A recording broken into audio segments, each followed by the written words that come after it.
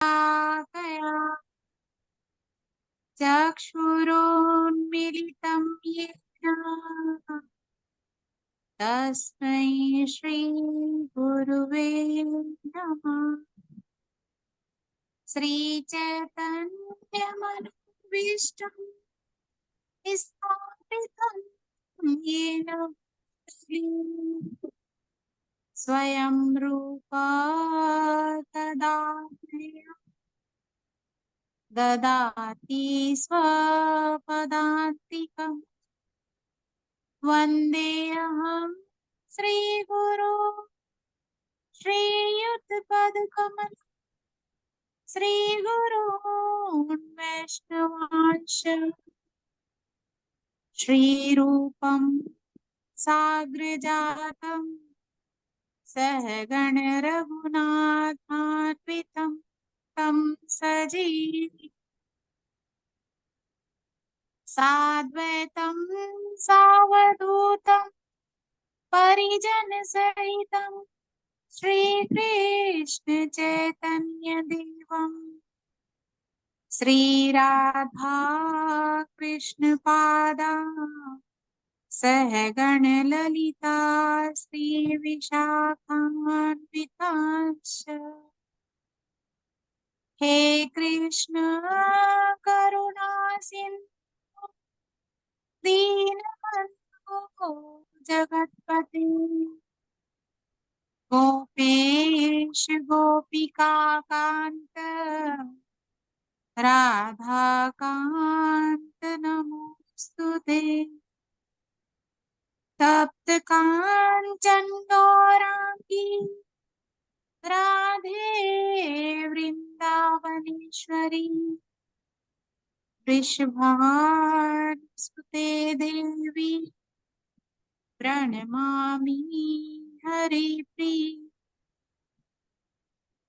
वाञ्छाकल्पतरुभ्यश्च कृपा सिन्धुभ्यैव च पतितानां पावनेभ्यो वैष्णवेभ्यो नमो नमः। जय श्री कृष्ण चैतन्य प्रभु नित्यानंद श्री अद्वैत गदाधर श्रीवासादि गौर भक्त वृंद। हरे कृष्ण कृष्ण कृष्ण हरे हरे हरे राम राम राम हरे हरे। ओम नमो भगवते वासुदेवाय।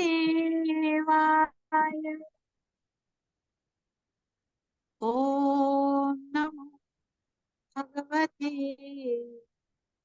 वासुदेवाय। ओम नमो भगवते वासुदेवाय।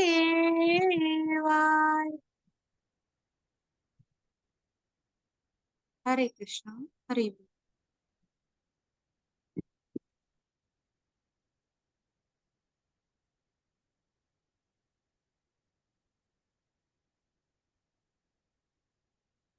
हरी हरी बोल माता जी। बहुत सुंदर मधुर आवाज, वैसे उच्चारण भी बहुत सुंदर है ना। भगवान की कृपा बनी रहे, लगातार जुड़ते रहिए और अपने साथ लोगों का भी भला करते रहिए, है ना। हरे कृष्णा। हरे कृष्ण प्रभु जी, धन्यवाद, प्रणाम आपको।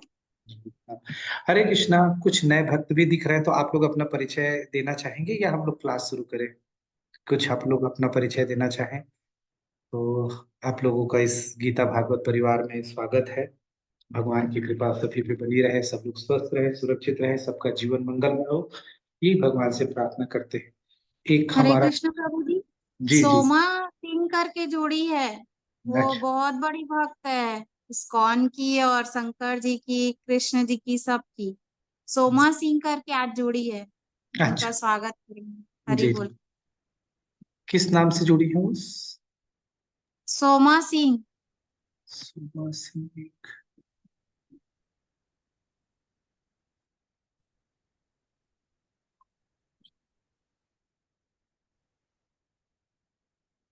हाँ, सोमा सिंह माता जी का स्वागत है। और जो लोग नए भक्त जुड़े हैं सभी हरे का प्रभु इस जी, हरे कृष्णा। हरे कृष्णा प्रभु, जगत प्रणाम। दंडवत प्रणाम आलोक प्रभु जी। तो सभी का इस गीता भागवत परिवार में स्वागत है। प्रभु और जी, कल कल जो है ना, थोड़ा नेटवर्क की प्रॉब्लम के कारण जो है ना, तीसरा श्लोक जो है क्लियर नहीं हो पाया रहा। थोड़ा सा तीसरा चौथा क्लियर कराते चलिएगा, हल्का सा। अच्छा, तीसरा चौथा फिर आज करना है रिपीट? हल्का थोड़ा सा, क्योंकि वो नेटवर्क प्रॉब्लम के कारण जो है ना नहीं जुड़ पा रहे थे उस समय, साउंड जी। भी तब गया था। ठीक है। तो आज हम लोग को 3 4 5 6 7 8 लेना पड़ेगा। लंबा है। ठीक है। देखते हैं, भगवान की कृपा से जितना हम लोग कर सकते हैं करेंगे। और जो लोग नए लोग जुड़े हैं, यदि ग्रुप से जुड़ना चाहते हैं तो अपना नंबर दे दीजिएगा। तो आपको हमारा जो व्हाट्सएप ग्रुप है उसमें जोड़ लेंगे, जिससे सारा मैसेज आप लोगों को क्लास का मिलता रहेगा। चलिए, तो फिर आज की क्लास को हम लोग शुरू करते हैं। हालांकि कल हम लोग 3 और 4 5 कर लिए थे, तो 6 से करना था, लेकिन आलोक प्रभु जी का कथन है कि थोड़ा पीछे से लेके चले। थोड़ा 4 नंबर से लेके चलिए, चौथे अध्याय से सर। चौथा चौथे। श्लोक, चौथा हाँ हाँ हाँ, चौथे श्लोक से। चौथे श्लोक से फिर हम लोग लेके चलते हैं। थोड़ा शॉर्ट में 4 5 को करेंगे, फिर 6 को थोड़ा सा विस्तार से। 4 और 5 कल हो चुका था। तो यहाँ पे श्लोक 4 में बता रहे हैं, अत्र सूरा महेश्वासो भीमा अर्जुन समायुधि युयुधानो विराटश्च द्रुपदश्च महारथा। तो यहाँ पे बता रहे हैं कि इस सेना में ये बात क्यों निकल के आई। ये बात इसलिए निकल के आई कि पहले श्लोक में धृतराष्ट्र ने पूछा संजय से कि मेरे पुत्र पांडु के पुत्र युद्ध के मैदान में क्या कर रहे हैं। ये प्रश्न था। तो दूसरे प्रश्न में संजय ने कहा कि दुर्योधन जो है वो जो पांडव के व्यूह रचना को देखकर दुर्योधन जो है वो अपने गुरु द्रोणाचार्य के पास गया और उनसे कहा। तो क्या कहा, ये श्लोक नंबर 3 में था। तो तीसरे में कहा, पश्येताम पांडुपुत्राणाम आचार्य महति चमु व्यूणानाम द्रुपद पुत्रेण तव शिष्येण धीमता। तो ये तीसरे श्लोक में फिर उसका उत्तर देते हुए बताते हैं कि पांडु जो बोल रहे हैं कि क्या बोला उनने, दुर्योधन ने द्रोणाचार्य से। तो ये कहा कि पांडु पुत्र की विशाल सेना को देखो और जिसकी रचना आपके बुद्धिमान शिष्य द्रुपद के पुत्र ने इतने कौशल से व्यवस्थित किया है करके ये बताया। तो यहाँ पे हम लोगों ने चर्चा की थी कि द्रुपद का पुत्र कहने के पीछे क्या मंशा थी दुर्योधन की, क्यों ऐसा बोलते हैं, है ना। और किस प्रकार से उसमें द्रुपद की दुष्टद्युम्न भी तो बोल सकते थे, द्रुपद क्यों बोले। तो इसकी हम लोगों ने बहुत विस्तार से इस पे चर्चा की थी। फिर यहाँ पे फिर उसके बाद जो चौथा श्लोक है वो, अत्र सूरा महेश्वासो भीमार्जुन समायुधि युधानो विराटश्च द्रुपदश्च महारथा। तो यहाँ पे फिर आगे उसको बढ़ा है कि वो बता रहे हैं कि देखिए उनकी इस सेना में केवल 7 अक्षुणी, हमारी 11 अक्षुणी, लेकिन उनकी 7 अक्षुणी सेना को भी इतना सुंदर तरीके से जमाया गया है, व्यूह रचना की गई है धृष्टद्युम्न के द्वारा। तो वो इतना इतना बड़ा लग रहा है, इतना विशाल लग रहा है कि हमारी 11 अक्षुणी सेना कम लगने लगी है। तो ये बात दुर्योधन जो है द्रोणाचार्य से कह रहे हैं। तो उसके पीछे के क्या कारण थे वो भी हम लोगों ने चर्चा की कि वो घबराया हुआ था, डरा हुआ था, है ना, भय था, और क्यों था उसके बारे में हम लोगों ने चर्चा की थी। इस श्लोक में अब दुर्योधन जो है वो द्रोणाचार्य को बता रहे हैं कि देखिए उनके इसमें कौन कौन है, हल्के पे मत लीजिएगा, आप अपने आप को तैयार रखिएगा। कल के दिन आप ये मत बोलिएगा मुझे क्या पता था कि वहां कौन कौन था। तो द्रोणाचार्य के पास दुर्योधन जाके ये कह रहे हैं कि भीम और अर्जुन के समान युद्ध करने वाले वीर धनुर्धर कौन कौन है, युयुधान, विराटस और द्रुपद, ये महारथी लोग उस सेना में शामिल हैं। तो इनको कम मत आकिएगा, इसलिए क्या करिएगा, पूरे पूरे एकाग्रता के साथ, पूरी निष्ठा के साथ, पूरे दमखम के साथ युद्ध करना है। ये एक भाव, एक मैसेज देना चाह रहे थे किसको, द्रोणाचार्य को। तो द्रोणाचार्य को कई तरीके से वो बता रहे हैं कि कल के दिन ये मत बोलिएगा कि मालूम नहीं था, तो ये यहाँ पे इसलिए ये इस प्रकार से यहाँ पे चर्चा आते हैं। फिर तो हमने देखा कि युधान वो बता रहे हैं इस श्लोक में कि भीम और अर्जुन के जैसे कौन है, तो युधान है। तो हम लोगों ने देखा था युधान को सात्विकी भी बोलते हैं, और ये अर्जुन का जो है वो शिष्य भी रहता है, और ये कृष्ण के बहुत अभिन्न पार्षदों में से एक रहता है, जो हमेशा कृष्ण के साथ ही रहते थे, और जो शांति दूत के रूप में जाते हैं। तो किस प्रकार से दुर्योधन जब कृष्ण को बंदी बनाना चाहते हैं तो सात्विकी बड़े खड़े होके नाराज होते हैं, और किस प्रकार से वो सारी बात कृष्ण से कहते हैं। तो ये सारी चीज हमने देखा था। फिर सात्विकों को ही सीनी या फिर दारू या सैने भी कहते हैं। तो ये सब हम लोगों ने उसमें देखा था। तो इसमें और ज्यादा हम लोग उस व्यक्तिगत के विषय में नहीं करेंगे। विराट के रूप में हम लोगों ने जाना था कि मत्स्य प्रदेश का राजा था, सुदेशना के पति थे, उत्तरा और कुमार उत्तर का पिता थे, और यही जो विराट राजा थे, इसी की यहाँ जो हम लोगों ने पहले श्लोक में देखा था कि ये विराट जो है, विराट प्रदेश में ही अज्ञातवास के समय पांडव रुकते हैं, और पांचों पांडव जो है और द्रौपदी अलग अलग अपना वेश बदल के वहां पे अपनी अपनी सेवा करते हैं। तो उसी समय अर्जुन बृहन्नला के रूप में रहते, तो डांस टीचर के रूप में अपने आप को प्रस्तुत करते हैं, और उत्तरा को डांस सिखाया करते थे। लेकिन उसी समय उत्तरा से विवाह की बात जब अर्जुन की होती है, तो बोलते हैं कि मैं डांस टीचर था, कीचक के वध के बाद की बात है।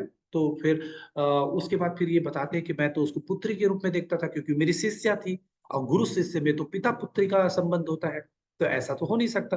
बोले मैं अपने पुत्र, तो इसलिए उत्तरा का विवाह जो है वो अभिमन्यु से होता है। तो ये सारी चीज हम लोगों ने देखा था। इसमें थोड़े और विराट के और चीजों का भी हम लोगों ने जिक्र किया था। फिर द्रुपद के बारे में चर्चा हुई थी। तो द्रौपदी के पांचाल देश के राजा रहते हैं, और ये राजा पृषद के बाद ये बनते हैं। और द्रुपद के बारे में भी काफी हम लोगों ने विस्तार से चर्चा की थी, जब द्रोणाचार्य के साथ इनका दुश्मनी कैसे था तब के लिए। तो यहाँ पे ये जो है द्रुपद जो है वो बहुत पहले से जान रहा था कि ये अर्जुन वो अपनी बेटी द्रौपदी का विवाह वो अर्जुन से ही करना चाहते थे। तो जब ये लाक्षागृह से विदुर की चतुराई से बच के निकलते हैं, तो उनका कहीं अता पता नहीं रहता। तो ये अपनी बेटी का स्वयंवर कर देते हैं, और इसी में हम लोगों ने देखा था कि किस प्रकार से द्रुपद जो है वो द्रुपद जो ये पांचाल नरेश हैं, वो पहले अपनी कन्या वहां भेजा करते थे, कहाँ, कौरव वंश में। लेकिन जब भीष्म ने प्रतिज्ञा ली कि मैं नहीं विवाह करूंगा, अब मैं क्या रहूंगा, आजीवन वो रहूंगा, तो फिर नाराज होके फिर पांचाल नरेश जो है वो नहीं भेजते थे फिर कन्या। फिर बाद में भीष्म ने अंबा अंबिका और बालिका को उठा कर ले जाते हैं, विचित्रवीर्य से विवाह कर देते हैं साल्व के साथ। अंबा चली जाती है, और फिर अंबा का दोनों तरफ नहीं हो पाता, और वो तपस्या के लिए चली जाती है। तो इस बात से भीष्म के इस व्यवहार से वहां पे पांचाल नरेश बहुत नाराज होते हैं, और फिर इसलिए द्रौपदी के विवाह में वो अपनी कन्या ने भेज के क्या कर देते हैं, स्वयंवर रच देते हैं। और इस प्रकार से अर्जुन वहां जाते हैं, कृष्ण के सहयोग से वो मछली के आंख पे बेड़ लगाते हैं, और उसका विवाह हो जाता है। फिर हमने भीम की कहानी सुनी थी कि किस प्रकार भीम जो है वो कुंती महारानी पवन देव को, जो दुर्वासा ऋषि के द्वारा वरदान प्राप्त था, उस मंत्र का उच्चारण करके पवन देव का आह्वान करती, जिससे उनसे भीमसेन पैदा होते, और ये पैदा होते ही 2000 जो हाथियों का बल लेके पैदा होते। बाद में इनको जो पैदा होते हैं, और ये थोड़े समय छोटे ही रहते हैं, और माँ पकड़ी रहती है, उधर शेर आता है, इसको छोड़ देते हैं। पत्थर पे गिरने पे पत्थर टूट जाता है, लेकिन बच्चे को कुछ नहीं रहता। तो ये तब से इतने बहुत बलशाली। फिर ये अपने एक चाल में, एक षड्यंत्र के हिसाब से, जो कौरव हैं, दुर्योधन शकुनी लोग, ये क्या करते हैं, एक लड्डू में जहर मिला के भीम को खिला देते हैं, और उसमें डाल देते हैं पानी। तो ये यहाँ से वो जब उसको डाल देते हैं, उतने भारी होते हैं, और कद काठी में तो खूब बड़े होते ही हैं वो नीचे सीधे नाक लोग में पहुंच जाते हैं, और जब नाग उसको डसने लगते हैं, तो जहर जहर को काटता है बोलते हैं, तो उनका वो जो जहर है वो निकलता है, और फिर वो मछली को जो सांप है उनको पकड़ पकड़ के मारने लगते हैं। इतने विशाल काय सांप होते हैं, उनको भी नाग लोग उनके जगह पे भी भीष्म के इसको देखते हैं तो फिर वहां पे जाते हैं, वासुकी के पास मिलते हैं। फिर पता चलता है कि ये तो उनके नाना के परिवार से हैं। तो उनको फिर अमृत पिलाया जाता है और वो 8 घड़ा पी लेते हैं। उसके बाद वो सो जाते हैं और 8 दिन बाद उठते हैं। तो उनके पास 8,000 हाथियों का बल उनके पास होता है। 2,000 था और 8,000। तो इस प्रकार से ये 10,000 हाथियों का बल लेके रहते हैं। और ये फिर बाद में स्वयं इंद्र को परास्त कर दिए थे ये। और वनवास काल में ये बहुत सारे राक्षसों का वध करते हैं, जरासंध का भी वध करते हैं। और जरासंध को मार के 86 राजाओं को मुक्त करके अपने भाई के में जो राजसूय यज्ञ करते हैं, तो वहां पे राजाओं की कमी होती है उसकी भी पूरी पूर्ति करते हैं। और बहुत सारी इनकी कहानियां हैं, लेकिन हम लोग बेसिक जितना जरूरी है वो। और अर्जुन के बारे में हम लोगों ने बहुत विस्तार से चर्चा की थी कि जिस प्रकार से वायुदेव के पुत्र के रूप में कुंती से भीम हुए थे, उसी प्रकार से इंद्र से कुंती से अर्जुन हुए थे। और कृष्ण बलराम सुभद्रा की बहन, कृष्ण बलराम की जो बहन सुभद्रा और उल्पी और द्रौपदी और चित्रांगदा, इनसे इनका विवाह होता है। इनके धनुष का नाम गांडीव रहता है। बहुत तेज होते हैं, इनके हाथ से तरकस निकलता, उसमें धनुष में लगाते, छोड़ते, दूसरा लेते, और वो इतना तेजी से जाके भेदता था लक्ष्य को। इतना तेजी से सब कुछ होता था कि जो सामने वाला वो देख भी नहीं पाता था और बाणें आ जाया करती थी। और ये अर्जुन इतने प्रभावशाली थे और इतने बलशाली थे, और देवी देवता भी इनसे इतने प्रसन्न थे कि इनको ब्रह्मा जी ने ब्रह्मास्त्र दिया था और सर्वजयी ब्रह्मासिर अस्त्र भी दिया था। शिव जी से युद्ध करके उनको प्रसन्न करके पाशुपत अस्त्र लेते हैं और भी बहुत सारे अस्त्र लेते हैं। इसके अलावा वज्र अस्त्र इनके पास होता है, और सारे देवी देवताओं के जो अस्त्र इनके पास चला जाता है। यम दंड इनके पास होता है। इसके अलावा इनके पास वरुण पास अस्त्र भी रहता है, जो नाग पास अस्त्र के मिलते जुलता है। तो इस प्रकार से आदित्य अस्त्र जो सूर्य भगवान देते, तो इस प्रकार से ये इतने सारे अस्त्र शस्त्र, और वो भी एक से एक दिव्य, एक से एक दिव्य बढ़ के, और सबको ये चलाना जानते थे और सबका सदुपयोग करते थे। सबने अर्जुन को ही क्यों दिया? क्योंकि अर्जुन एक परम भक्त थे और किसी भी का जो बोलते थे वो करते थे, किसी का भी दुरुपयोग नहीं करते थे। शिष्टाचार और जो संस्कार है उनमें कूट कूट के भरा था, इसलिए सभी लोग प्रसन्न होकर उनको देते थे। यहाँ पे हम लोगों ने चर्चा की थी कि सुरा, जो वीर शब्द का उपयोग हुआ, वो क्यों हुआ? क्योंकि क्षत्रिय जो है, यहाँ पे जितने लोगों का भी नाम का वर्णन हुआ, वो एक से एक युद्ध कौशल में निपुण और महारथी लोग थे। तो जो क्या करते थे, जो क्या करते हैं, जो अपने युद्ध कौशल का प्रदर्शन करने के लिए लालायित रहते थे। तो इस प्रकार से, इसलिए यहाँ पे सुरा शब्द का उपयोग इनके लिए कला, और महेश्वासा शब्द का उपयोग इसलिए हुआ है कि ये महान धनुधर लोग थे और इतने बड़े बड़े बाण होते थे, तरकस होते थे, जिनका उठा पाना भी एक सामान्य रथी के लिए मुश्किल होता था। लेकिन ये उन पे उठाते थे तरकस लगा के और इतना लक्ष्य भेद के करते थे। बहुत बहुत, एक बाण में हजारों बाण निकला करते थे, वर्षा हो जाया करती थी। और हम लोग आगे देखेंगे कि किस प्रकार से ये जो महारथी थे, ये किस प्रकार से करते थे। समा शब्द का उपयोग इसलिए किया गया कि ये युयोधान, द्रुपद और ये जो है, ये कैसे महारथी हैं? तो भीम और अर्जुन को सब जानते हैं, इनको कोई नहीं जानता। तो उनसे बता रहे हैं कि देखिए ये जैसे है ना, वैसे उनसे कम मत आकिएगा द्रोणाचार्य को, दुर्योधन, ये बताने के लिए समा शब्द का उपयोग हुआ। यहाँ पे भीम का नाम पहले क्यों आया, अर्जुन का नाम भीमाश्च अर्जुनाश्च ऐसे बोले ना? तो भीम, क्योंकि भीम बहुत ज्यादा आतुर थे युद्ध के लिए। अर्जुन नहीं थे, अर्जुन तो संधि करना चाहते थे, अर्जुन तो युद्ध भी नहीं लड़ना चाहते थे, अर्जुन तो समझौता करने के लिए थे।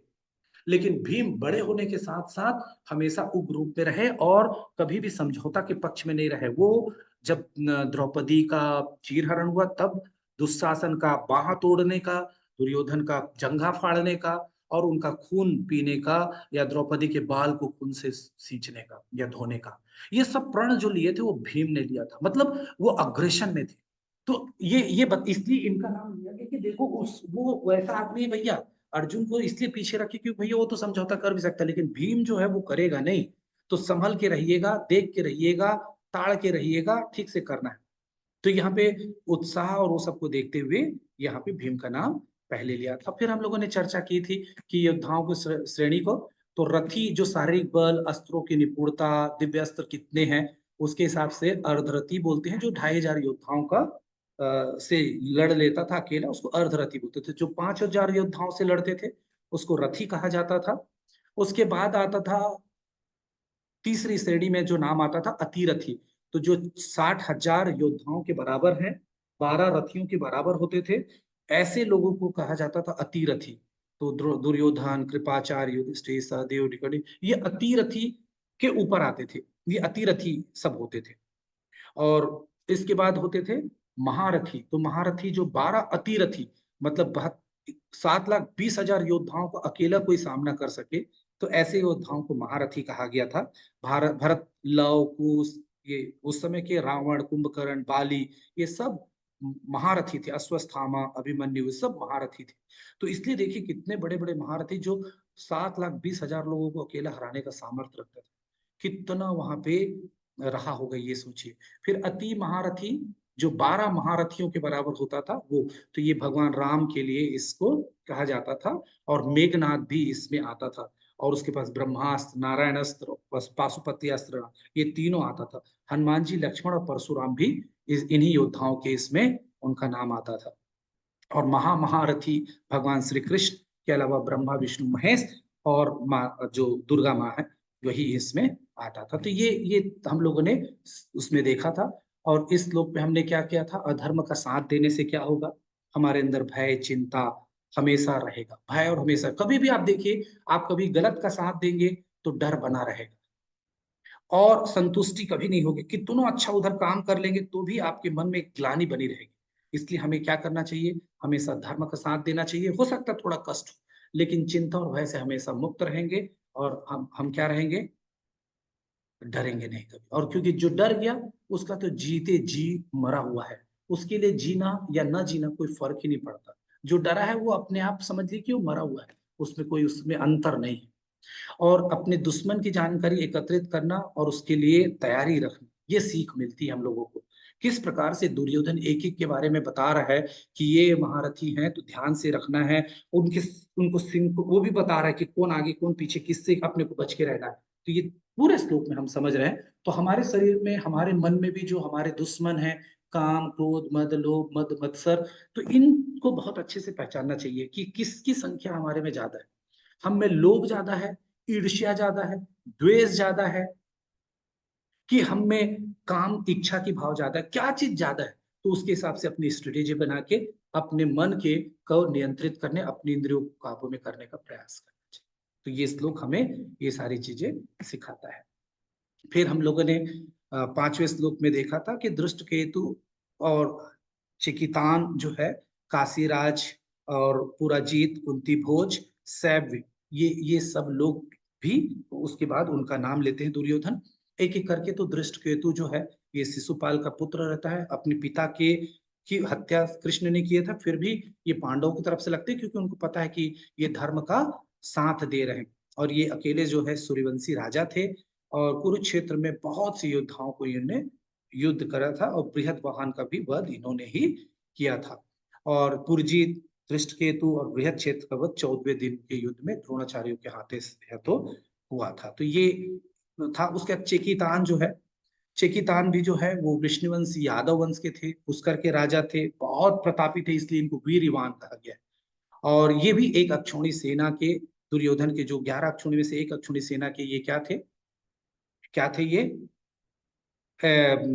चेकितान जो है वो पांडव के तरफ से और वो भी एक जो 7 अक्षौणी सेना में से एक अक्षौणी सेना के सेनापति रहते। और ये दुर्योधन एक बार क्या कर दिया रहता है कि इस जो चेकितान है उसके राज्य में आक्रमण करके उसको कब्जा कर लिया रहता है। तब भगवान श्री कृष्ण से मिलता है और फिर इसलिए ये निश्चय कर लेता है कि ये दुर्योधन की तरफ के विरोध में ही लड़ेगा करके। और चेकितान इसलिए पांडव की तरफ से लगे और कौरव की सेना में बहुत ज्यादा नुकसान पहुंचाने का काम इनने किया था। और ये सुशर्मन को हरा दिए थे और साथ में इन्होंने दुर्योधन के हाथ इनको वीरगति की प्राप्ति हुई थी। फिर इसके बाद काशीराज, जो काशी आज जो बनारस है, वहां के राजा को काशीराज कहा गया था। और कौरव वंश में यही काशीराज की बात हम लोग कर रहे थे कि अपने रानी वो भेजा करते थे, लेकिन फिर नहीं भेजने के कारण फिर ये भीष्म की प्रतिज्ञा के बाद नहीं लेंगे। तो ये सब हम लोगों ने चर्चा कर ली थी, तो इसलिए इसमें ज्यादा चर्चा हम लोग नहीं करते। फिर पुरजित थे, तो ये कुंती भोज नामक देश के राजा थे, और कुंती का भाई थे कर्ण। ये सब फिर ऑटोमेटिक उनके क्या हो जाएंगे, मामा हो जाएंगे। तो ये कुरुक्षेत्र के युद्ध में पुरजित ने पांडव की ओर से युद्ध किया और अपने पुत्र के साथ कौरव को परास्त किया था। कौरव कौरव जो योद्धा थे उनको परास्त किया था।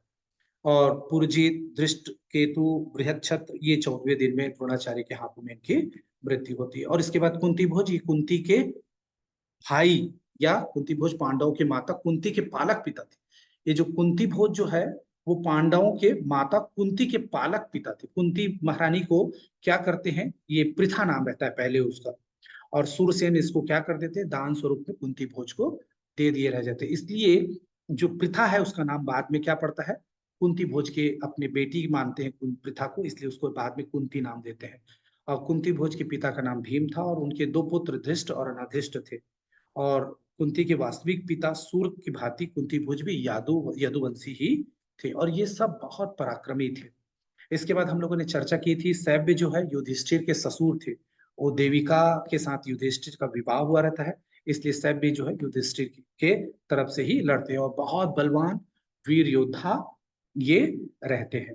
तो इस तरीके से ये महान धनुर्धर भी रहते हैं। और दुर्योधन खुद स्वीकार करता है कि पांडव की तरफ से अर्जुन और इनके तरफ से जो सैव्य है वो भी एक बहुत महान धनुर्धर है करके ये सब चर्चा हुई थी। तो इस श्लोक में हमने फिर क्या सोचा कि साहस के साथ हर मुश्किल का सामना करना चाहिए, डरना नहीं चाहिए।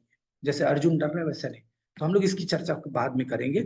और अपनी पूरी ऊर्जा जो है, जो मुश्किल की घड़ी में उस मुश्किल से बाहर कैसे निकलना, इस पे करना चाहिए, ना कि इस पे कि वो परेशानी क्यों हुई उस पे अपने दिमाग को लगाने पे। 2 मिनट इसको समझना चाहेंगे आप लोग कि हम लोग आप लोग समझ गए हो तो नेक्स्ट श्लोक ले लें इस पे। बस हम बता एक्सप्लेन दीजिए। कीजिए प्रभु जी, बता दीजिए। साहस के साथ हर मुश्किल से सामना करना मतलब अंतिम क्षण तक अपने आप को फाइट में रखना। कभी ये नहीं सोचना मेरा कुछ नहीं हो सकता, ये नहीं सोचना। कभी कभी जब करते, ध्यान करते, तब करते समय भी ऐसा लगता है ना, अरे यार ये तो बहुत हो जाएगा, ऐसे कैसे संभव नहीं करना। नहीं, ऐसा कभी नहीं सोचिए लास्ट तक। ये मैं आध्यात्मिक जगत में बोल रहा हूँ, भौतिक जगत में किसी भी चीज को जब फाइट कर रहे हैं तो साहस के साथ हर मुश्किल को सामना करना चाहिए। कभी भी जो मुश्किल आए उससे भागना नहीं चाहिए। अरे यार वो फोन आ रहा है तो नहीं उठाना, उसका निदान नहीं, उठाएं और उसका सामना करें, उसके हल की ओर बढ़े। एक छोटी सी कहानी मैं बता रहा हूँ, ये कहानी बाद में भी आ सकती है, लेकिन मैं चूंकि ये चर्चा हुई तो मैं आपको बता रहा हूँ। आप लोगों ने कहानी सुनी भी होगी।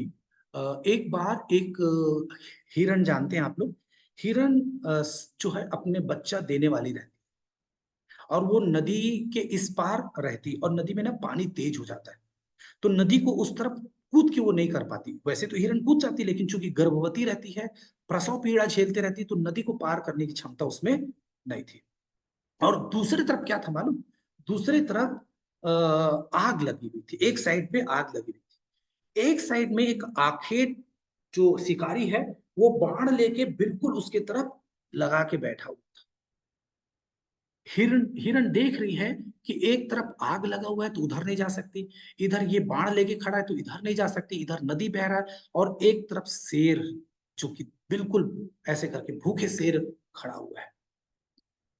अब सोचिए ऐसी स्थिति में हम लोग क्या करते हैं, अपना अपना क्या कर देते हैं, हिम्मत हार जाते हैं। कोई बच सकता है बताइए, 4 दिशा होती है, चारों दिशा में ऐसा भयंकर प्रॉब्लम कि इससे उबर पाना तो उसके हाथ में है ही नहीं। इसी बीच क्या होता है मालूम, अचानक बिजली कड़कती, बिजली कड़कने से क्या होता है, तड़ कर बहुत तेज आवाज आता है, तो जो शिकारी उसके हाथ से क्या छूट जाता है, तीर।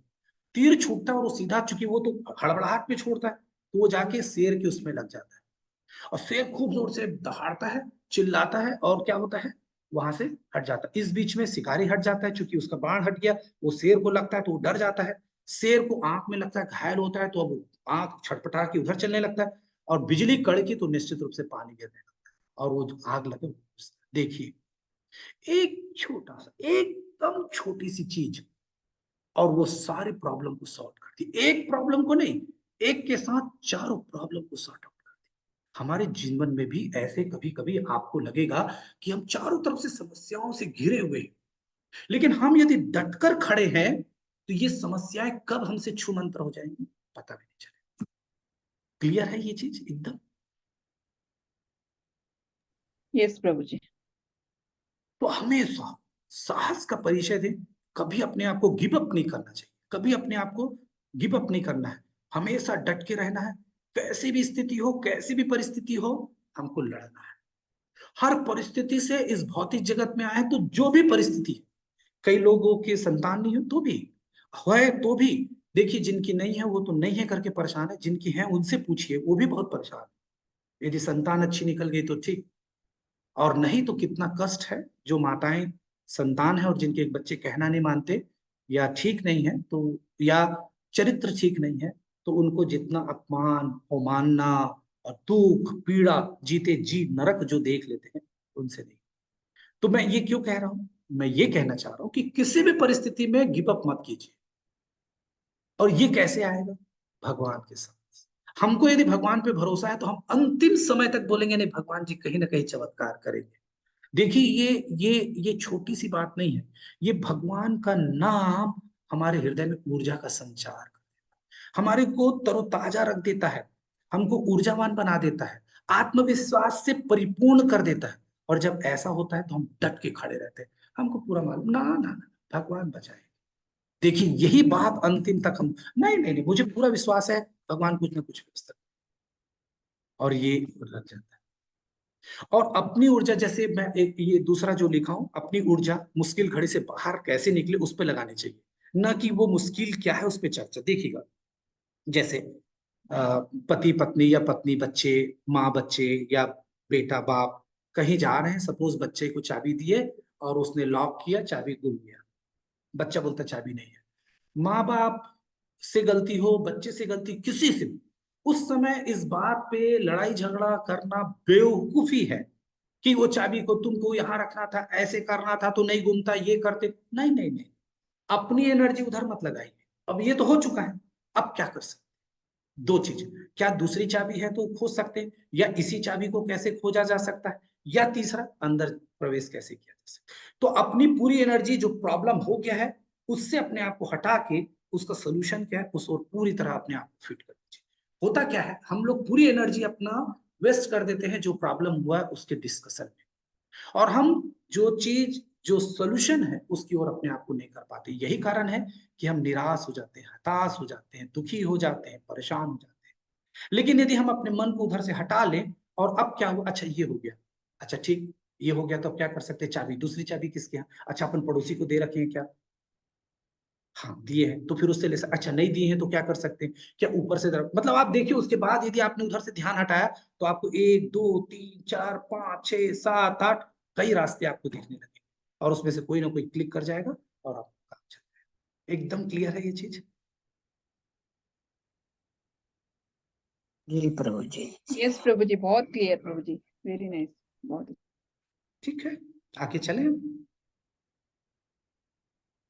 तीसरी सीख है कि अंतिम समय तक अपने कर्तव्य कार्य को करते रहें। तो ये तो सारी चर्चाओं में ये भी बात आ गया है ना, गिव अप नहीं करना चाहिए जो चर्चा है ना, और ये कहानी जो था वो मैंने आपके बीच में रख ही दिया।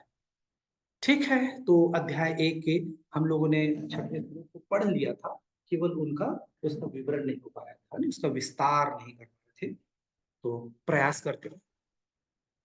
ये छठवां श्लोक जो था वो क्या था, युधामन्युश्च विक्रान्तः उत्तमौजश्च वीर्यवान् सौभाद्रो द्रौपदश्च सर्व एव महारथ। तो ये चर्चा क्या हो रहा है, पराक्रमी, पराक्रमी क्या, युधामन्यु, और उसके बाद विक्रांतः, पराक्रमी अत्यंत शक्तिशाली, कौन, उत्तमौजा, उसके बाद सुभद्रा का पुत्र, और क्या है, और क्या है, द्रौपदी के पुत्र, ये सब महारथी भी हैं। ये द्रोणाचार्य को बता रहे हैं कौन, दुर्योधन। अब तक पहले में जो है 5 नाम, दूसरे में 6 नाम उनने बताया, 6 5 11 हो चुके हैं, बाकी नाम इसमें है। बाकी नाम में जैसे युधामन्यु का नाम है उत्तमौजा, तो 11 और 2 13, सुभद्रा के 14 और अभिमन्यु के ये द्रौपदी के पुत्र। तो द्रौपदी के 5 पुत्र हैं, तो 5 ले तो नंबर बढ़ जाएगा, जैसा भी, उसमें कोई बड़ी चीज नहीं, वो हमारे मतलब का विषय नहीं है। तो ये युधामन्यु और इनके बारे में फिर यहाँ पे चर्चा हो रही है। तो ये युधामन्यु और उत्तमौजा, ये दोनों कौन थे? ये युधामन्यु पांचाल नरेश जो महाभारत में पांडव की ओर से लड़े थे, ये युधामन्यु है नी, और इनके भाई का नाम क्या था? उत्तमौजा। और ये दोनों बहुत क्या थे? पराक्रमी थे, धनुर्धर थे। तो ये तो हम लोग को समझ में ही आ रहा है नी। इनका वास्तविक नाम क्या था? इनका वास्तविक नाम कुछ और था, क्या था ये देखने का बात है। इनको ये अपने शत्रुओं से ना बहुत क्रोध रहते थे और आतुर रहते थे युद्ध करने के लिए, इसलिए युद्ध करने के लिए आतुर रहते थे, इसलिए यही नाम युधामन्यु और उत्तमौजा, इसलिए इनका नाम क्या पड़ गया? ये पड़ गया था। ये दोनों बहुत पराक्रमी थे, बहुत वीर थे, बहुत यहाँ पे जो पराक्रमी और शक्तिशाली, विक्रांत मतलब शक्तिशाली, और विशाल थे मतलब बहुत बड़ा, बहुत वीरवान शब्द, विक्रांत का मतलब विशाल और वीरवान मतलब शक्तिशाली। तो ये दोनों बहुत बहुत बहुत शक्तिशाली और पराक्रमी और थे। और रात को सोते समय अश्वत्थामा ने इनकी हत्या कर दी थी, इन दोनों की, युधामन्यु और उत्तमौजा। देखिए ये अश्वत्थामा को क्या, कितना दुराचारी था, है ना।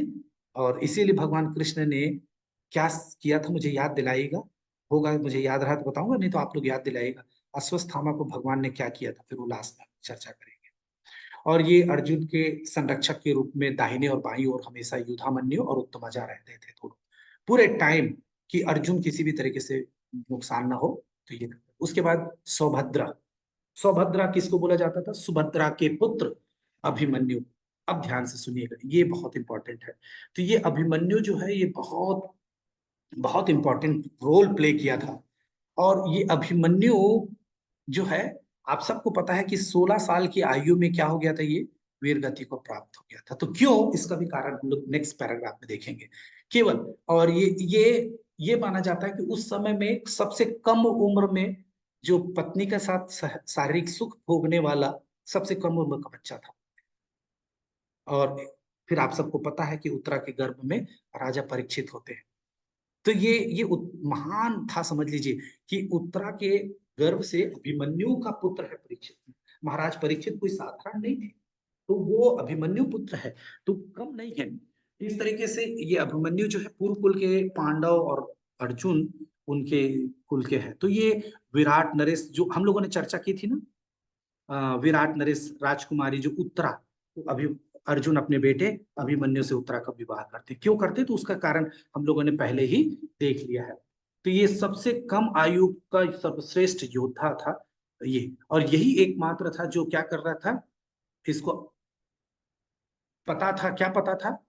चक्रव्यूह का, कि चक्रव्यूह में कैसे जाना, और जानते हुए भी कि मैं निकल नहीं सकता, फिर भी इसने उस चक्रव्यूह में केवल बचाने के लिए चला जाता है, क्योंकि नहीं तो क्या होता, युधिष्ठिर महाराज को वो लोग पकड़ लेते और फिर पूरा युद्ध चला जाता, पूरा राज्य चला जाता। तो केवल अपने पिता की रक्षा के लिए ये अभिमन्यु ने ये किया था। तो ये मालूम, ये एक्चुअल में भगवान जब आते हैं इस धरा धरती पे ये लीला करने के लिए, तो अकेले नहीं आते, वो अपने साथ देवी देवताओं को लेके पार्षद के रूप में आते हैं। तो भगवान जब श्री कृष्ण यहाँ आते हैं, तो उनके साथ जो कोई भी रहते हैं, जैसे कि बलराम और कोई नहीं, वो लक्ष्मण, वो अनंत शेष है, वही है वो। तो जब कभी भी आते हैं तो उनके साथ, जैसे कृष्ण के साथ नित्यानंद प्रभु आए, तो वो बलराम है ना। तो एक एक उनके साथ सारे लोग आते हैं। तो बहुत लोगों की जरूरत पड़ती, तो भगवान ने कहा था तो कि सब लोग चलो करके, तो समस्त देवताओं ने अपने पुत्रों को अवतार के रूप में धरती पे भेज दिया, लेकिन चंद्रदेव ने बोला कि मैं ज्यादा दिन अपने पुत्र का वियोग, बहुत ध्यान से सुनिएगा, ये कथा बहुत इंपॉर्टेंट है। हमारे जीवन में कई चीजें जो हैं वो यहाँ से, इसको यदि याद रखेंगे, हमारे जीवन में कभी भी अवसाद या डिप्रेशन का कोई प्रश्न नहीं उठेगा। तो यहाँ पे चंद्रदेव ने कहा अपने पुत्र का वियोग में ज्यादा दिन नहीं सह सकता, तो इसलिए उसको वापस जल्दी जाना था, इसलिए उसकी आयु केवल 16 साल में। बोले ठीक है, मैं तुमको ऐसा रोल, और उसको अभिमन्यु का रोल प्ले करने को देते, और वो 16 साल में ही कर कुरा के वापस चले जाते। देखने के लिए यहाँ मृत्यु हुई, माँ का तड़प, सब हुआ जो एक जड़ जगत में होता वो सब हुआ, लेकिन उसके पीछे कारण, तो ऐसे ही हमारे जीवन में भी कई बार कई घटनाएं घटती हैं, तो उसके पीछे ऐसी कोई कारण होते हैं। तो यदि हम इन इन चरित्रों को अपने मानसपटल पे रखें, तो हमारे दुख का कोई कारण, हमारे डिप्रेशन का कोई कारण नहीं, हमारे शोक का कोई कारण नहीं, हमारे भय का कोई कारण नहीं। यदि इन इन इन तत्वों को यदि हम समझ लें, तो फिर सारा जीवन बहुत सरल हो जाए। इसीलिए कहते हैं कि जो गीता के ज्ञान से परिपूर्ण, का मतलब क्या है, इन चरित्रों को पूरे टाइम अपने साथ रखता है, और जब कभी उसके जीवन में कुछ घटना है, तो इन चरित्रों से अपने अपनी स्थिति को खोजता है कि वो कहाँ पे है, ऐसा है, तो उस समय में वो कैसा किया था, और वो फिर वो ऐसा अपना रिएक्शन, और इसलिए फिर वो बहुत सहज और सरल होता है। बहुत विकट और बहुत विपरीत परिस्थिति में भी बहुत सामान्य पुरुष की तरह वो रहता है। यही लक्षण होते हैं एक अच्छे भक्त का। और भगवान की भक्ति कौन कर रहा है, कैसे पता चलता है? कोई चिल्ला चिल्ला के बोले मैं 16 माला करता हूँ, 4 नियम का पालन करता हूँ, मैं ये करता हूँ, वो करता हूँ, कोई फायदा नहीं। फायदा ये है कि विपरीत परिस्थिति में वो कितना अपने आप को सहज रखता है। यदि वो अपने आप को सहज रखता है, मतलब वो गीता का पाठ कर रहा है, वो माला का जाप उसका ठीक चल रहा है, वो 4 नियम का पालन, सब चीज सही। लेकिन सब करते हुए भी, गीता का पाठ करते हुए भी, घर जाके यदि हम किसी से लड़ रहे हैं, तो समझिए कि हमारा हमारा भी कुछ हुआ नहीं है, कुछ हुआ नहीं है। हमें अपने और मार्जन की जरूरत है, और अपने ऊपर काम करने की जरूरत है। ये इसका लक्षण है। तो इस प्रकार से ये होता है। और कौरव लोग क्या करते हैं, चक्रव्यूह बना लेते हैं, और अभिमन्यु क्या करता है, फिर उस चक्रव्यूह में चला जाता है। तो अभिमन्यु को जाते समय तो पता रहता है, लेकिन निकलना नहीं आता। तो उसका कारण क्या था? उसका कारण क्या था? क्योंकि देखिए यहाँ पे एक लेसन और है। ये अभिमन्यु का कैरेक्टर हमको बहुत सारा ज्ञान देगा। माँ लोगों को जब गर्भ धारण करती हैं, तो कैसा रहना चाहिए। जितनी माताएं हैं, वो गर्भ से ही बच्चा सब सीख के आता है, बोलते हैं ना, वही देखिए ये यहाँ से चरितार्थ हो रहा है। अभिमन्यु के पिता अर्जुन ने जब उत्तरा को बता रहे थे, क्या बता रहे थे कि चक्रव्यूह कैसे होता है, उस पे कैसे घुसते हैं, तो बता रहे थे। अभिमन्यु पेट के अंदर से सब सुन गया और सब सीख लिया, सब कुछ सीख लिया। लेकिन अर्जुन बता ही रहे थे, और उस बीच में माता उत्तरा ने क्या कर लिया? उत्तरा क्या कर ली? तो गई प्रभु जी, नींद आ गई उनको। सो गई। जैसे कथा सुनते जैसे कथा सुनते सुनते सो जाते हैं ना। ये मैंने क्यों पूछा? 90 में से 10-20 लोग क्या हो गए होंगे अभी तक? तो तो होंगे अभी। एक इसलिए बीच बीच में हुंकार देना पड़ता है, हरे कृष्णा कृष्णा कृष्णा हरे हरे, हरे राम राम राम राम राम राम हरे। राम। और वो भी, ये जूम तो ऐसा है कि किसी का चेहरा दिख नहीं रहा है, सब बंद करके रखे हैं। ऊपर से कौन कैसी अवस्था में बैठा है ये भी पता नहीं। तो कोई बिस्तर में सोए सोए सुन रहा है, कृष्णा तो प्रभु जी, जी। ये उत्तरा सो गई मतलब? उत्तरा नहीं हाँ, उत्तरा को बता रहे थे जब, तो वो सो गई ना, उत्तरा के नहीं, हाँ, अभिमन्यु, हाँ, प्रभु सुभद्रा जी उत्तरा को कैसे बताएंगे? उत्तरा तो सुभद्रा पत्नी सुभद्रा है। सो गई। सुभद्रा सो गई। सुभद्रा सो हाँ, गई। सुभद्रा सो गई थी, हाँ। सुभद्रा है ना। ठीक है ना। तो इस तरीके से जी, हाँ कवित्र। प्रभु जी बाद सुभद्रा में माता पूछ लो प्रभु जी, क्वेश्चन बाद में पूछ लेती हूँ हाँ प्रभु जी। लास्ट। तो इस तरीके से फिर वो सो जाती हैं, इसलिए अभिमन्यु क्या है, सुभद्रा सो जाती है, इसलिए अभिमन्यु क्या होता है, निकलने वाला, वो जो सुन नहीं पाता। तो अभी कथा में भी आधा कोई सुनेगा और आधा नहीं सुनेगा। क्यों? क्योंकि यदि सो गए तो खो गए। जावत है, क्या बोलते हैं, सोवत है तेन खोवत है, जागत है तेन पावत है। तो जो पाना है तो जागना पड़ेगा। और अर्जुन तो इतना बड़ा धनुर्धर ही इसीलिए बना। क्यों बना? क्योंकि उसको क्या हुआ था, वो गुणा केस हो गया था, है ना। उसने अपने इंद्रियों पे जीत पाया था, उसने निद्रा पे, इसलिए उसको गुणा केस कहते हैं। तो यदि सोचिए, बच्चे लोग आईएएस आईपीएस के एग्जाम देते हैं, आईआईटी के, एमबीबीएस के एंट्रेंस के लिए एग्जाम देते हैं, तो कितना मेहनत करते हैं, कितना जगते हैं, तब तो वो पाते हैं, है ना। तो 1 घंटा का समय है, तो 1 घंटा कम से कम हम लोग को क्या करना चाहिए, जागना चाहिए। इस प्रकार से ये सुभद्रा, ये अभिमन्यु की मृत्यु का कारण जयद्रथ था। और आप सबको पता है कि किस प्रकार से सारे के सारे योद्धा वो अंतिम चक्रव्यूह में उसके ऊपर टूट पड़ते हैं, है ना। और इसी का देखिए, ये सच बताऊं, ये भगवान की लीला है, समझिए कैसे। यदि यहाँ पे अनिष्ट नहीं हुआ होता तो कर्ण को कैसे मारते फिर बाद में। भगवान जब कर्ण को मारना था तो कर्ण तो मरता नहीं, तो कर्ण को मारने के लिए फिर भगवान यही का तो उदाहरण देने वाले हैं कि भाई अभिमन्यु को जब तुम मारे तब तुम नहीं सोचे, तब तुम नहीं सोचे कि कैसे मार रहे हो। पानी मांग रहा था तो पानी भी नहीं दिए और मार दिए। और अब तुम न्याय अन्याय की बात कर रहे हो करके कर्ण को फिर समझाते, जब अर्जुन से बोलते हैं मार अब इसको, अब मत छोड़।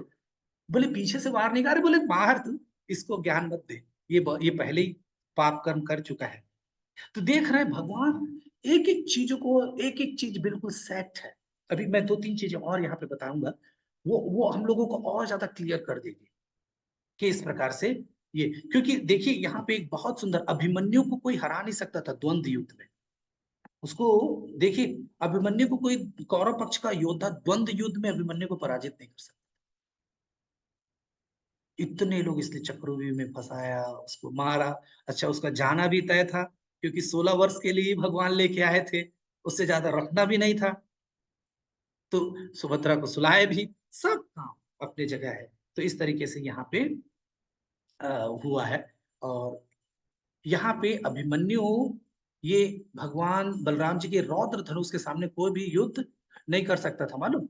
और कर्ण, द्रोणाचार्य, कृपाचार्य, अश्वत्थामा और दुर्योधन, कोई अभिमन्यु का वो नहीं कर सकता था। सोचिए 16 साल की, क्या भयंकर था बताइए वो, है ना। और जिस कारण कर्ण ने छल पूर्वक उसके विजय धनुष से पीछे से वार करके रौद्र धनुष को काट डाला था।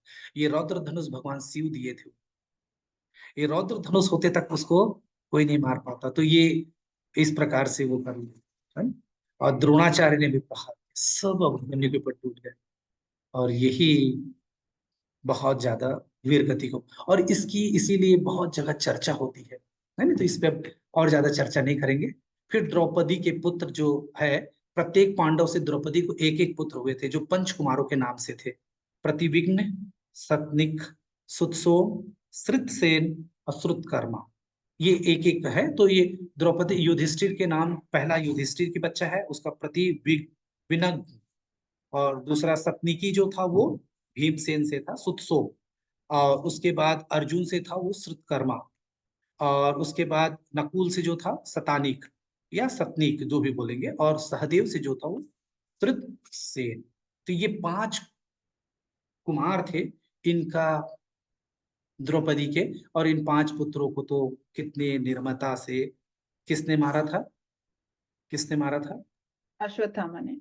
वो भी आखिरी, सारा युद्ध खत्म हो चुका था, दुर्योधन खत्म हो चुका था, सब हो चुका था, सब हो चुका था। बस ये आखिरी खेल था। और ये 5 को भी।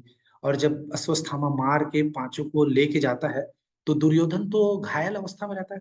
और वो बोलता है, मित्र मैंने ये 5 पांडव को मार के लिया है। बोले सिर दिखाओ, काट के लाया हूँ सिर। बोले दो। दुर्योधन हाथ में पकड़ के उसको दबाता है तो चूर चूर हो जाता है। बोले नहीं, ये नहीं है पांडव। बोले गलत सिर लेके आए। बोले उनका सिर ऐसा है ही नहीं। बोले वो तो इतना मेरे हाथ से तो टूट ही नहीं सकता। देख रहे हैं कितना योद्धा होते थे, कितना चीजों को पहचानने वाले में होते थे, सही गलत की पहचान न।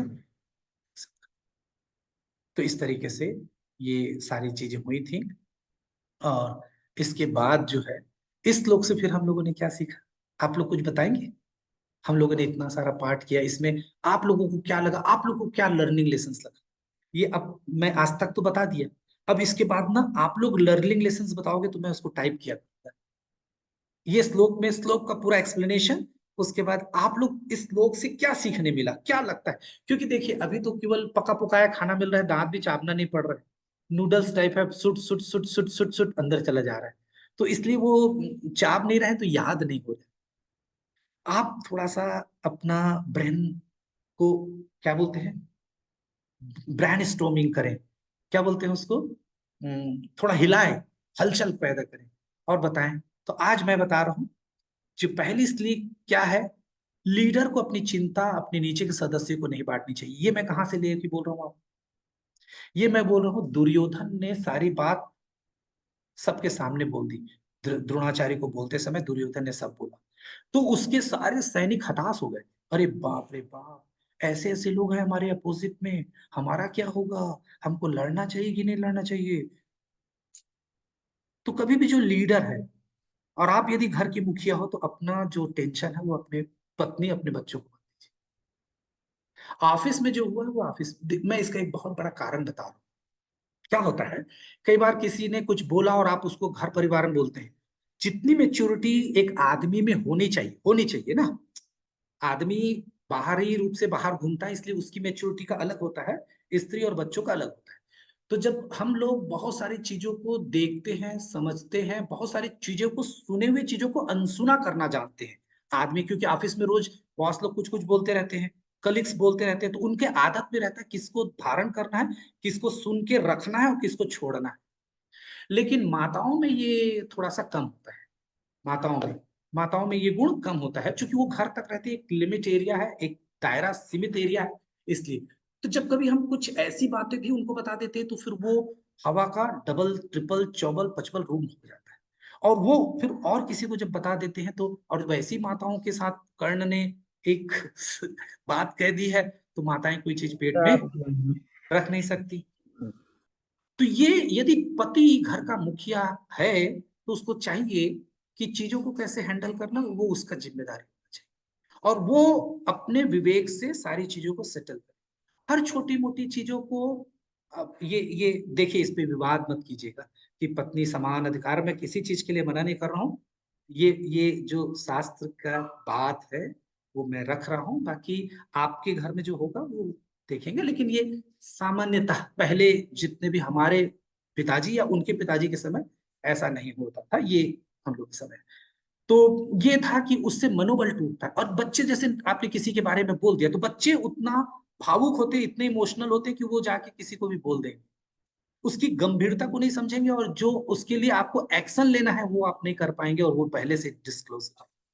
बहुत सारी ऐसी चीजें हैं, इसके लिए इसको ऐसा बोलते हैं। दूसरा, यदि हमारे पास कोई अनोखी कला है, तो उसको हम भगवान की सेवा में करना चाहिए, उसका दुरुपयोग नहीं करना चाहिए, उसका दुरुपयोग नहीं करना चाहिए। हमारे पास जो भी सुंदर हमारे पास कला है, उन सब कलाओं को भगवान की सेवा में लगाने का प्रयत्न करना चाहिए। और जैसे ही हम ये करते हैं, जैसे विश्वास मानिए, जैसे ही हम इन कलाओं का उपयोग भगवान की, जैसे आप गाना बहुत अच्छा गाते हैं, तो वैष्णव सांग गाने में लगा दीजिए, आप दिव्य हो जाएंगे।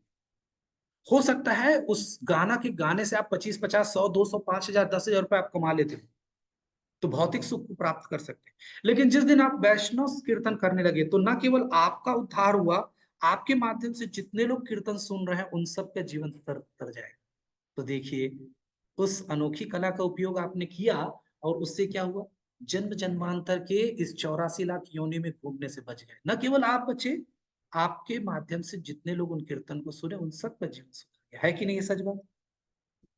आप बहुत सुंदर प्रसाद बनाते हैं, तो भगवान का प्रसाद बनाइए और लोगों को बांटिए। देखिए, वो अनोखा प्रसाद पाके उन सब का जीवन क्या हो जाएगा, दिव्य हो जाएगा, वो सब भक्त बन जाएंगे।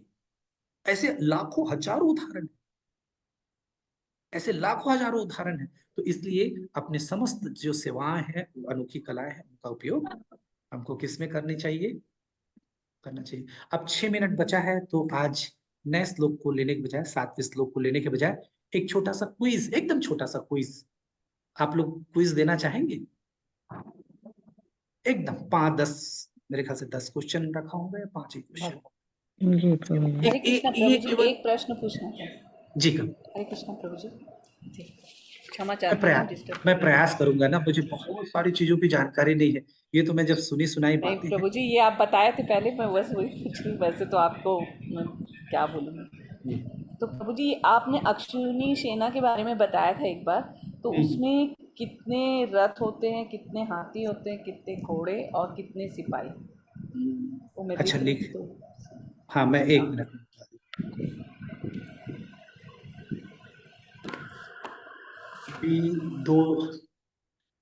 1 मिनट, मैंने डायरी पे नोट किया है, 1 मिनट में डायरी पे नोट किया। हरे कृष्ण प्रभु जी। हरे कृष्ण, हरे कृष्ण। प्रभु जी, इसको ग्रुप में ही डाल दीजिएगा, तो सबको मिल जाएगा प्रभु। चला है, आपको पर्सनली भेज दिया। जी। आपको पर्सनली भेज दिया हूँ। वो जी जो इसमें आप दूसरा सीख बताए कि भगवान की सेवा में अपनी कला को लगाना चाहिए, वो कहाँ से, इस श्लोक में कहाँ से लिया गया प्रभु जी? ये माता जी, ये भक्तों से उद्धारण किया गया है, ये श्लोक में नहीं है, होगा हमेशा कहीं ना कहीं होगा कि आपने जी। आलोक प्रभु कुछ बोल रहे हैं क्या? ये प्रभु जी रच रहा है और हाथी की सेना रही 21,870 चलिए और पैदल सेना रही हरे कृष्ण। 1,00,000।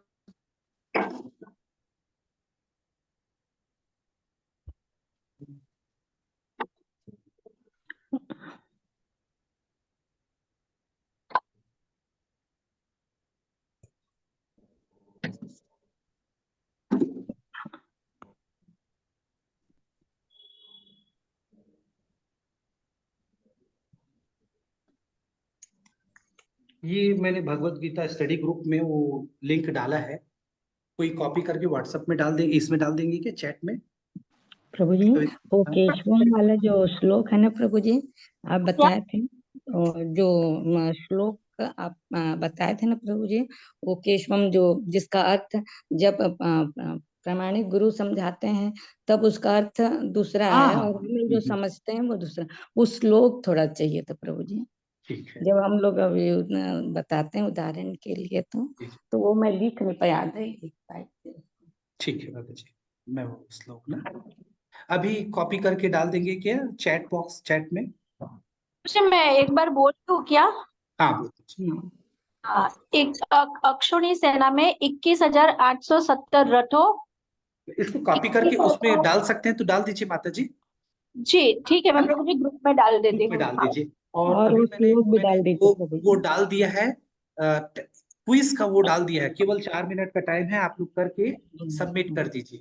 जी प्रभु जी। चैट बॉक्स में कोई डाल पा रहा है क्या? हरे कृष्ण। किसमें चैट बॉक्स में?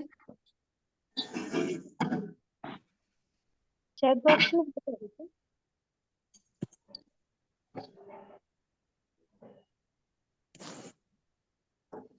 अरे कृष्ण प्रभु जी, दंडवत प्रणाम। कल की रिकॉर्डिंग नहीं मिली है प्रभु जी। कल प्रभु जी लाइट गुल हो गया था तो मेरे ये हाफ हाफ हो गया था, तो मैं कोशिश करूंगा, नहीं वो हाफ हाफ हो गया, उसको ऐड करने के लिए टाइम नहीं निकाल पाया। खैर आज वाले में सारा चीज कवर हो गया है।